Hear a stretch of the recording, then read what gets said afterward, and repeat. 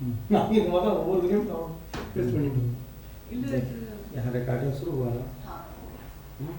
इसमें टाइम भी बताता था कितना घंटा बचा है।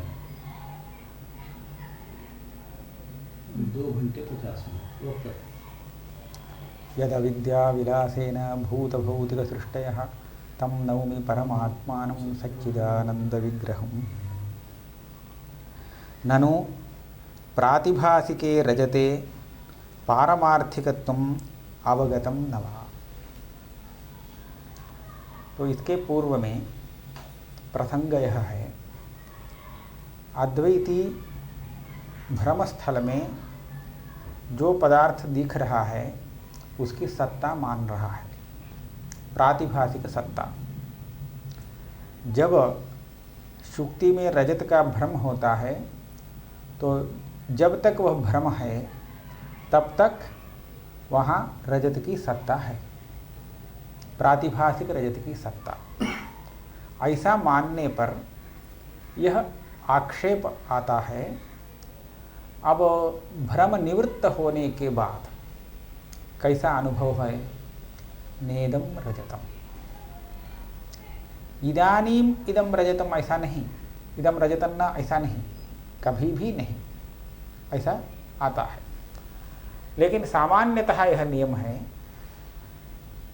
जिस अधिकरण में कोई वस्तु किसी भी काल में रह जाता है तो उस अधिकरण में उस वस्तु का तीनों कालों में निषेध नहीं किया जा सकता, होता नहीं, यह नियम है।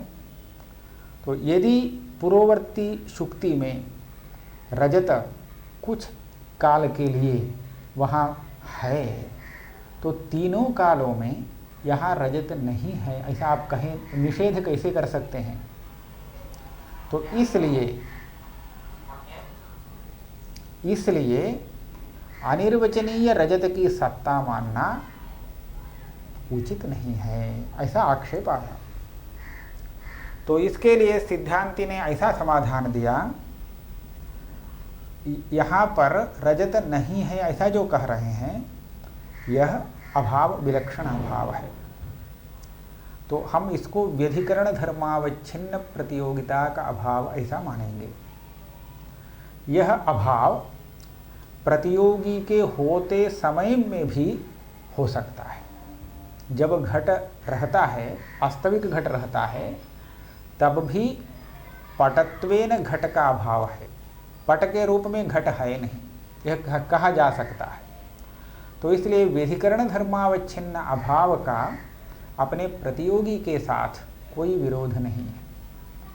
अतः प्रतियोगी की सत्ता होने पर भी वह अभाव जब है, तीनों कालों में है, तीनों कालों में वह अभाव है, तो इसी कारण हम इदम न रजतम, कभी भी यह रजत नहीं ऐसा कह सकते हैं, मान सकते हैं, कोई आपत्ति नहीं। तो व्यधिकरण धर्मावच्छिन्न अभाव माने क्या? इसका तो विवेचन हो गया है। अब इसके आगे का ग्रंथ है। यहाँ पर व्यधिकरण धर्मावच्छिन्न अभाव मानने के बाद उसके ऊपर एक आक्षेप उठ जाता है। यहाँ एक प्रश्न है, सामान्यतः यह नियम है, प्रतियोगितावच्छेदक धर्म और प्रतियोगी इन दोनों का ज्ञान अपेक्षित है अभाव ज्ञान के लिए, अन्यथा अभाव ज्ञात नहीं होता। तो प्रकृति में प्रतियोगी है रजत, प्रतियोगितावच्छेदक धर्म है पारमार्थिकत्व, क्योंकि पारमार्थिकत्वेन रजतम नास्ति, यही न व्यधिकरण धर्मावच्छिन्न अभाव है। रजत है किंतु पारमार्थिक रूप से नहीं है, तो पारमार्थिकत्व यह प्रतियोगितावच्छेदक धर्म बनता है और रजत प्रतियोगी बनता है। यह स्थिति है, आपने ही यह बताया है। इसके ऊपर हमारा आक्षेप है, प्रतियोगितावच्छेदक और प्रतियोगी दोनों का संबंध ज्ञात हुआ है अथवा नहीं। प्रकृति में किसी अभाव का ज्ञान होने के लिए प्रतियोगितावच्छेदक के साथ उस प्रतियोगी का ज्ञान आवश्यक है सामान्यतः। तो यहाँ प्रतियोगितावच्छेदक जो पारमार्थिकत्व रूप धर्म है, इस धर्म के साथ उस रजत का ज्ञान हुआ अथवा नहीं, प्रश्न है। ठीक, ननु प्रातिभासिके रजते पारमार्थिकत्वम अवगतम न वा, न अवगतम, ऐसा यदि कहते हैं तो आपत्ति यह है, अनवगते प्रतियोगितावच्छेदकावच्छिन्न ज्ञान अभावात् अभाव प्रत्यक्षानुपपत्ति ही। पारमार्थिकत्व रूप प्रतियोगितावच्छेदक धर्म से अवच्छिन्न पदार्थ का ज्ञान न होने से यह पारमार्थिकत्व प्रतियोगितावच्छेदक अभाव का प्रतियोगितावच्छेदक बन ही नहीं सकता। आप सोचिए, घटत्व का ज्ञान नहीं है तो इस अवस्था में वह यहाँ घट नहीं है ऐसा समझ सकता है क्या? क्योंकि घटत्व रूप धर्म का ज्ञान नहीं है तो इसका अर्थ वह घट को नहीं पहचानता है। तो ऐसा व्यक्ति अमुक जगह में घट नहीं है इसका पता नहीं लगा सकता। तो इसलिए अभाव ज्ञान के लिए प्रतियोगितावच्छेदकावच्छिन्न का ज्ञान आवश्यक है। तो यहाँ प्रतियोगितावच्छेदक बन गया पारमार्थिकत्व रूप धर्म। तो पारमार्थिकत्व रूप धर्म से अवच्छिन्न पदार्थ का ज्ञान इसे होना चाहिए। यदि रजत में, प्रतियोगी में उसका ज्ञान नहीं है तो अभाव निषेध नहीं किया जा सकता है, अभाव का ज्ञान नहीं हो सकता है। अच्छा, अब मान लेते हैं रजत का प्रतियोगी का ज्ञान जब हुआ, रजत रूप प्रतियोगी का ज्ञान जिस समय हुआ तो वह रजत कैसा दिखा? मिथ्या रजत ऐसा दिखा अथवा पारमार्थिक रजत रूप से? पारमार्थिक रजत, सत्य रजत, यह तो सत्य चांदी है, ऐसा ही नहीं दिखा भ्रम काल में। तो हम मान लेंगे पारमार्थिकत्व उस रजत में अवगत है, पारमार्थिकत्व तो उसमें नहीं है, किंतु रजत की प्रतीति होते समय उस रजत में पारमार्थिकत्व मालूम पड़ रहा है, दिख रहा है, न होते हुए भी। तो ऐसा यदि मानते हैं तो पारमार्थिकत्वावच्छिन्न ज्ञान हो गया वह रजत ज्ञान। आगे अभाव ज्ञान तो ठीक है, हो सकता है, किंतु आपके मत में दूसरी आपत्ति आ जाती है। क्या आपत्ति? अवगते अपरोक्षावभासस्य तात्कालिक विषयसत्ता नियतत्वात् रजते पारमार्थिकत्वमपि अनिर्वचनीयं रजतवदेव उत्पन्नम् इति तदवच्छिन्न रजत सत्वे तदवच्छिन्न अभावः तत्र कथं वर्तेत इति चेत्। यह आपत्ति केवल अद्वैतवादी के लिए है। वह क्या कहता है, प्रातिभासिक रजत की सत्ता मानने की युक्ति क्या है? जब प्रत्यक्ष रूप से भ्रम होता है, भ्रम अथवा कोई ज्ञान होता है, तो उस समय देखने वाले वस्तु की सत्ता को अवश्य मानना चाहिए। तो हाँ, वहाँ होना चाहिए तभी दिखेगा, जो नहीं है उसको आप नहीं देख सकते। इसीलिए भ्रम काल में आपको रजत दिख रहा है, अतः है। फिर उसकी सत्ता को हम प्रातिभासिक ऐसा मानेंगे, ये अलग बात है, किंतु उसकी सत्ता तो मानना ही पड़ेगा। तो ऐसा यदि है तो इस न्याय को थोड़ा वहाँ पर भी लगाइए। रजतम, इदम रजतम पारमार्थिकम ऐसा ही न दिखा, इदम रजतम इस प्रतीति के आधार पर, अपरोक्ष प्रतीति के आधार पर आप रजत की सत्ता यदि मानते हैं तो उसी तरह इदम रजतम पारमार्थिकम ऐसी प्रतीति है, तो यही प्रतीति कहना पड़ेगा। पारमार्थिकत्व रजत में अवगत है ऐसा कहने की प्रतीति का आकार तो यही होगा। तो इस प्रतीति के अनुसार आपको रजत में पारमार्थिकत्व की भी सत्ता माननी होगी। जैसे रजत की सत्ता आप मान रहे हैं, तो उसी तरह रजत में पारमार्थिकत्व की भी सत्ता मानना ही पड़ेगा। क्यों? आपका नियम है, जो प्रत्यक्ष दिख रहा है उसकी सत्ता मानना चाहिए। तो ऐसा यदि है, अब देखिए, पारमार्थिकत्व विशिष्ट रजत जहाँ कुछ काल के लिए रह जाता है, तो वहाँ उसका कालत्रय में निषेध कैसे हो सकता है? एक बात ध्यान देने योग्य है, घट का हम पटत्व रूप से कालत्रय में भी निषेध कर सकते हैं, घट पट रूप में कभी होता ही नहीं, इसलिए पटत्व उसका व्यधिकरण धर्म है। लेकिन पारमार्थिकत्व जब रजत में ज्ञात हो रहा है और रजत में पारमार्थिकत्व की सत्ता आप मान रहे हैं, तब यह पारमार्थिकत्व व्यधिकरण धर्म नहीं, तो रजत में आ गया ना।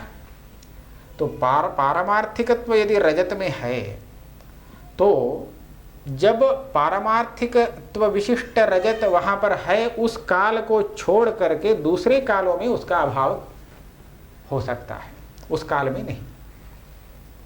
ये समझ में आया?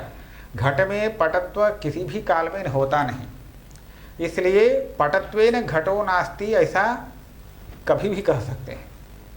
किंतु रजत में अब पारमार्थिकत्व कुछ भ्रम काल में, एक काल में रह जाता है पारमार्थिकत्व, तो पारमार्थिकत्वेन रजत का अभाव कालत्रय में आप कैसे कह सकेंगे?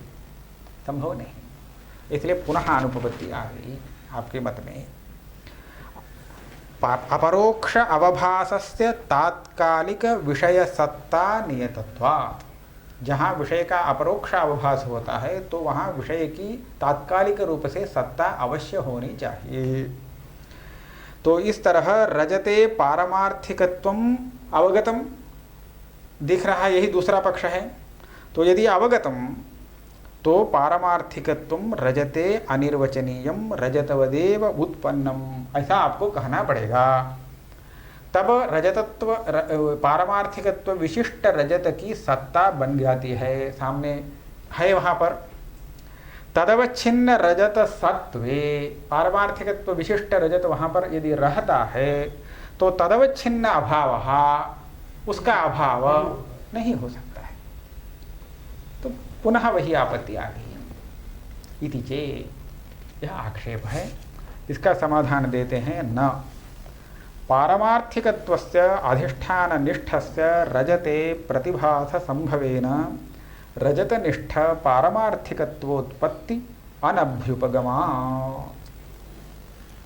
उत्तर यह देते हैं, आपने जो दो विकल्प किया, पारमार्थिकत्व रूप प्रतियोगितावच्छेदक धर्म का यहाँ पर रजत में भान है अथवा नहीं, तो भान है, इसी पक्ष को हम लेंगे। दो विकल्पों में एक पक्ष हम स्वीकार कर रहे हैं। तो रजत में पारमार्थिकत्व का भान हो रहा है, प्रातिभासिकत्व नहीं ज्ञात हो रहा है, पारमार्थिकत्व उसमें ज्ञात हो रहा है। फिर यह हम नहीं मानेंगे, आपने जो दूसरा आक्षेप किया, जब पारमार्थिकत्व दिखता है तो पारमार्थिकत्व की सत्ता रजत में मानना पड़ेगा, यह नहीं। क्यों? नियम ऐसा है, जहाँ प्रातिभासिक वस्तु की उत्पत्ति मानते हैं, वह ऐसा स्थान होना चाहिए जहाँ पर दूसरी गति नहीं। रजत तो है नहीं, सामने शुक्तिका है, रजत दिख रहा है, तो यह जो दिखने वाला रजत है, यह किसी दूसरे स्थान पर रहता है, तो उसके साथ अपने इंद्रिय का कोई संबंध नहीं होने से उसका प्रत्यक्ष हो नहीं सकता। तो इस तरह देशांतर स्थित रजत का प्रत्यक्ष नहीं हो सकता, और सामने भी वह रजत है नहीं, तो उसका प्रत्यक्ष ही नहीं हो सकता है ना। ऐसी आपत्ति जब आती है, तब हम यह मानते हैं प्रातिभासिक रजत की सत्ता सामने सिद्ध हो जाती है। तो सामने प्रातिभासिक रजत की सत्ता को मान करके हम यह उपपादित करते हैं, यह जो भ्रम हुआ वह सामने वाला विषय को देख रहा है भ्रांत। जिस रजत को उसने देखा वो रजत कहाँ है, कहीं दूसरी जगह नहीं, यही सामने है। सामने रजत तो है नहीं, तो है प्रातिभासिक रजत है, वह उत्पन्न हुआ तात्कालिक रूप से है, बाद में नहीं रहेगा। यह हमारी प्रक्रिया है। किंतु यदि दूसरे स्थान में रहने वाला कोई पदार्थ जिसके साथ इंद्रिय सन्निकर्ष पूर्व से स्थित हो, ऐसी स्थिति में जब भ्रम होता है तो वहाँ पर उस पदार्थ की उत्पत्ति प्रातिभासिक उत्पत्ति नहीं मानते। क्यों? प्रातिभासिक वस्तु की सत्ता मानने का मूल कारण क्या है? उसका प्रत्यक्ष होने के न हो पाना। प्रत्यक्ष होने के लिए जो सामग्री, जिस सामग्री की अपेक्षा है उस सामग्री का न रहना। रजत के प्रत्यक्ष के लिए देशांतर स्थित रजत के साथ इंद्रिय सन्निकर्ष नहीं है, लेकिन प्रत्यक्ष हो रहा है, इसीलिए देशांतरस्थ रजत को छोड़ करके नया दूसरा रजत यहाँ है, हम मान रहे हैं। लेकिन यदि दूसरे स्थान पर स्थित पदार्थ इंद्रिय संबद्ध है तो ऐसी स्थिति में उसका प्रत्यक्षतः भान हो सकता है, अतः प्रातिभासिक रूप से उत्पत्ति नहीं मानते। अब यहाँ क्या स्थिति है? यहाँ जो पारमार्थिकत्व रजत में दिख रहा है, यह पारमार्थिकत्व इंद्रिय के साथ संबंध रखता है। कहाँ? आप यह देख रहे हैं, सामने वाला जो वस्तु है वह रजत है, ऐसा भ्रम काल में दिखता है। बाद में सामने वाला जो वस्तु है वह रजत नहीं है, ऐसा दिखता है। अब देखिए, भ्रम काल में रजत प्रतीत हुआ और बाध काल में पश्चात रजत का निषेध हुआ, सामने वाले वस्तु का तो निषेध नहीं हुआ। सामने कुछ न कुछ है, इदम है, कुछ भी नहीं, ऐसा नहीं। तो सामने वाला जो वस्तु है वह अबाधित है, लोक दृष्टि से, व्यावहारिक दृष्टि से है कुछ न कुछ, वो रजत नहीं है, ये आपका तात्पर्य है। तो सामने वाला जो वस्तु है वह पारमार्थिक है। पारमार्थिक बने लोक व्यवहार दृष्टिया वह पारमार्थिक है। हाँ, इदम वस्तु। अब आप यह बताइए, आपके इंद्रिय का, चक्षुर इंद्रिय का उस सामने स्थित वस्तु के साथ सन्निकर्ष है कि नहीं? अवश्य है। सामने स्थित वस्तु के साथ उसका सन्निकर्ष है, तो उसमें जो पारमार्थिक है, व्यावहारिकत्व है, सत्ता, पारमार्थिकत्व की सत्ता है, तो उस पारमार्थिकत्व के साथ भी इंद्रिय का सन्निकर्ष है। तो पारमार्थिकत्व दूर स्थित ऐसा नहीं है, इंद्रिय के साथ संबद्ध है, तो उसका प्रत्यक्षतः भान हो सकता है। यह स्थिति है। तो ऐसी स्थिति में हम ऐसा करेंगे, प्रातिभासिक रजत को मानेंगे और उस प्रातिभासिक रजत में आधारगत शुक्ति, वहाँ जो सामने वाला पदार्थ है उस आधार में स्थित पारमार्थिकत्व का भान हो जाता है, उसमें रजत। तो इसका अर्थ हुआ, रजत में एक प्रातिभासिक पारमार्थिकत्व की उत्पत्ति हम नहीं मानेंगे।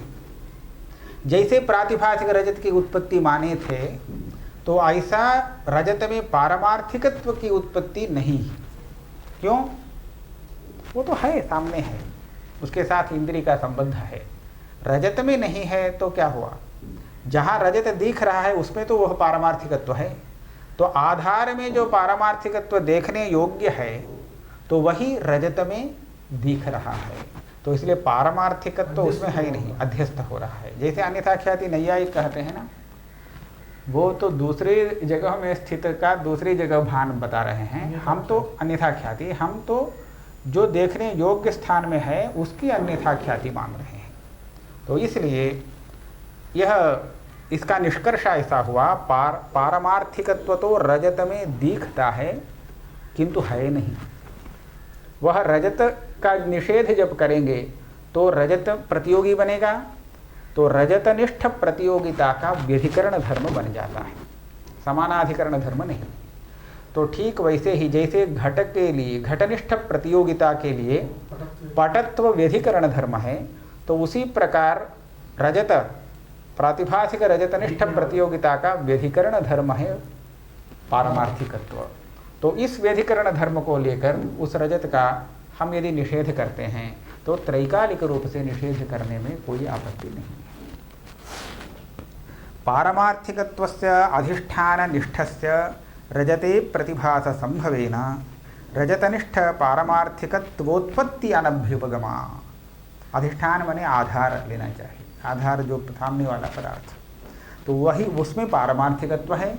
वह पारमार्थिकत्व रजत में भासित हो रहा है, इतना पर्याप्त है अभाव ज्ञान के लिए।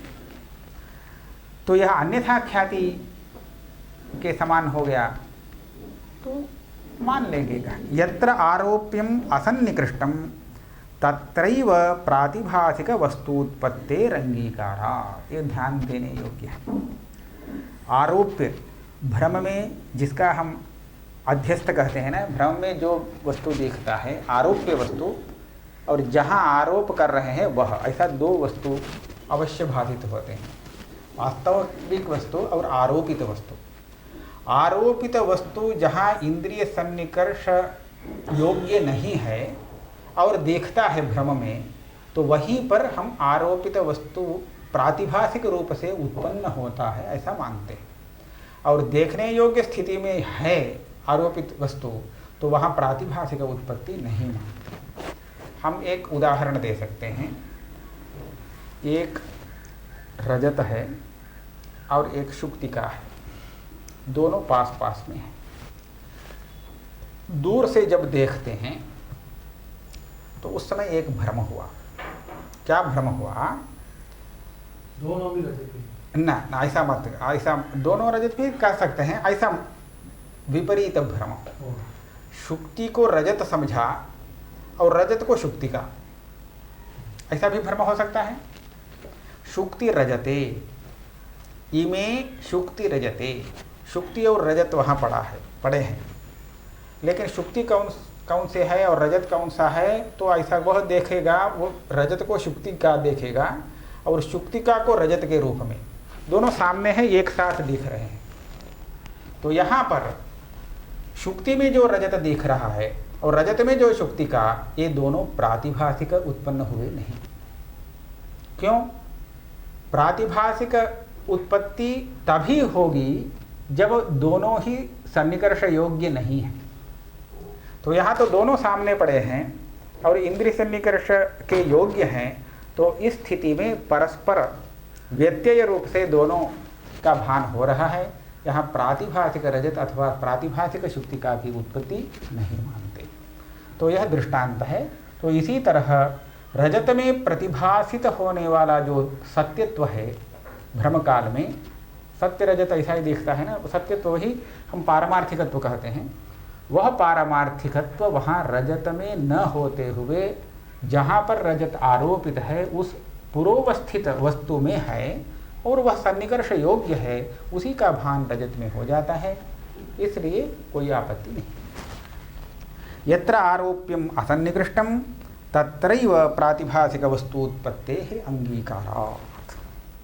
अतएव एक दूसरा उदाहरण दे रहे हैं जहाँ पर सन्निकृष्ट है, अर्थात इंद्रिय सन्निकर्ष के योग्य है, वहाँ आरोप में अन्यथा ख्याति मान लेते हैं, अनिर्वचनीय ख्याति नहीं।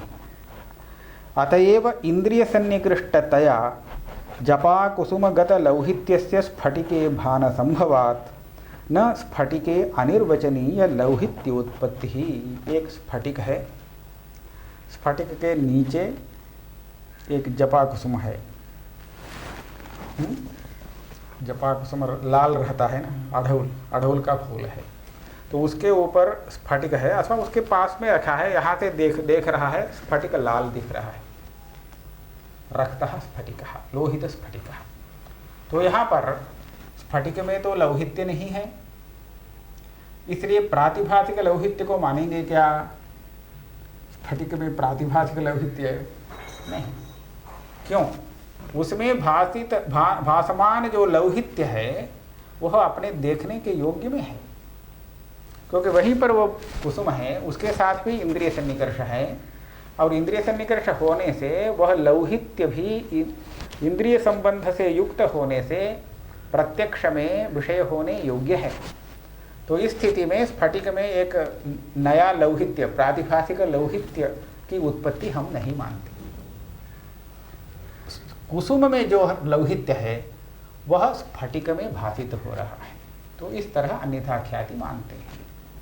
यहीं पर यदि वह जपा कुसुम इंद्रिय सन्निकर्ष योग्य नहीं है, उस स्थल में नहीं है, और स्फटिक में रक्तता प्रतीति है, तो तब तो लौहित्य को हम प्रातिभासिक ही मानेंगे, क्योंकि उसके साथ इंद्रिय सन्निकर्ष नहीं है, वह देखने योग्य नहीं है।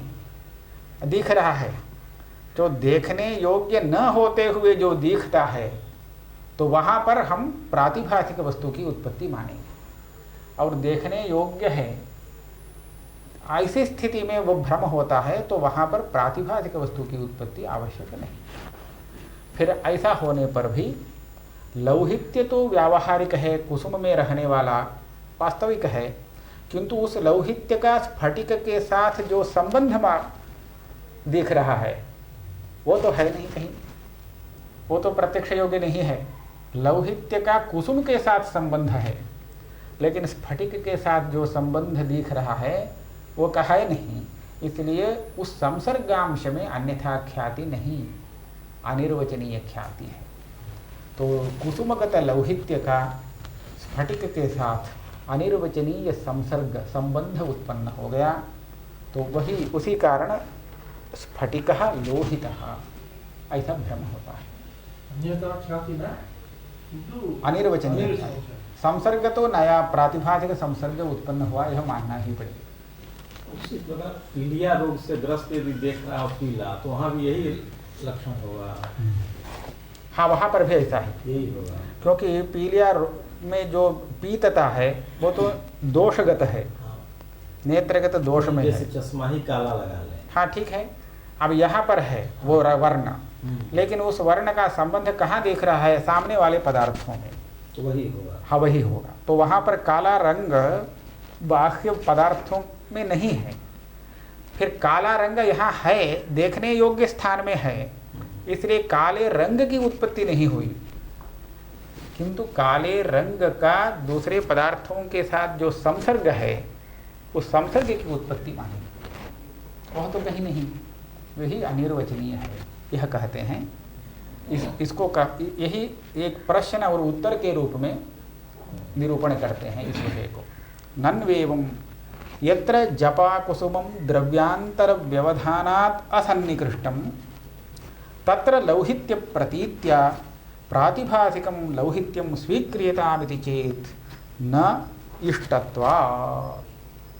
बस इष्ट है तो जपा कुसुम के साथ इंद्रिय सन्निकर्ष नहीं हो सकता है, ऐसे स्थल पर जपा कुसुम है क्योंकि व्यवधान है। फिर स्फटिक लोहित रूप से दिख रहा है, तो यहाँ क्या करेंगे? अनिर्वचनीय लौहित्य उत्पन्न होगा, ठीक है, मान लेंगे। एवं प्रत्यक्ष भ्रमांतरेष्वपि प्रत्यक्ष सामान्य लक्षण अनुगमः यथार्थ प्रत्यक्ष लक्षण असद्भावश्च दर्शनीय। ये सब जो विचार है कैसे आगे प्रत्यक्ष परिच्छेद में प्रत्यक्ष का लक्षण बताया, दो प्रकार का प्रत्यक्ष लक्षण, और उस प्रत्यक्ष लक्षण में एक अंश यह आया विषय अवच्छिन्न चैतन्य और वृत्ति अवच्छिन्न चैतन्य दोनों का अभिन्न होना। तो विषयावच्छिन्न चैतन्य होने के लिए विषय की अपेक्षा है, तो भ्रम स्थल में आप विषयावच्छिन्न चैतन्य ऐसा कुछ कह ही नहीं सकते, क्योंकि विषय है ही नहीं। तो आप विषयावच्छिन्न चैतन्य का वृत्त्यवच्छिन्न चैतन्य के साथ अभेद रूप जो प्रत्यक्ष लक्षण है, इसका वहाँ समन्वय कैसे कर पाएंगे, यह प्रश्न आया। तो उस प्रश्न के उत्तर में भ्रम स्थल में भी विषय है, प्रातिभासिक विषय है, ऐसा निरूपण किया। प्रातिभासिक विषय को आप वहाँ उत्पन्न मानते हैं तो उसका उत्पादक सामग्री क्या हो, ऐसा प्रश्न होने पर उसकी सामग्री अविद्या, संस्कार, दोष, इसको बताया। तो प्रातिभासिक पदार्थ को मानने पर क्या आपत्ति है, उस आपत्ति का समाधान दिया। तो ये सब अनुप्रसक्त विषय हैं। मूल विषय तो भ्रमात्मक प्रत्यक्ष में भी प्रत्यक्ष लक्षण का समन्वय करना, यही मूल विषय है। तो यहाँ पर प्रातिभासिक पदार्थ को मान करके भ्रमात्मक प्रत्यक्ष में उक्त लक्षण का समन्वय करके दिखाया। तो इसी तरह अन्यत्र प्रत्यक्ष भ्रमांतरेष्वपि, एक उदाहरण के मात्र में एक दिखा दिया रूप में, उदाहरण रूप में, और सभी जगह अपने आप इस लक्षण का समन्वय स्वयं जान लीजिए। प्रत्यक्ष भ्रमांतरेष्वपि प्रत्यक्ष सामान्य लक्षण अनुगमः, यह एक। यथार्थ प्रत्यलक्षण असद्भावश्च, भ्रमात्मक प्रत्यक्ष में प्रत्यक्ष सामान्य का लक्षण तो आता है, लेकिन प्रमात्मक प्रत्यक्ष का लक्षण नहीं। क्यों? प्रमा के लक्षण में अबाधितत्व का भी निवेश है ना, तो ये सब बाधित है प्रातिभासिक पदार्थ, इसलिए अबाधितत्व न, विशेषण न होने से प्रत्यक्ष प्रमा का लक्षण वहाँ पर नहीं है।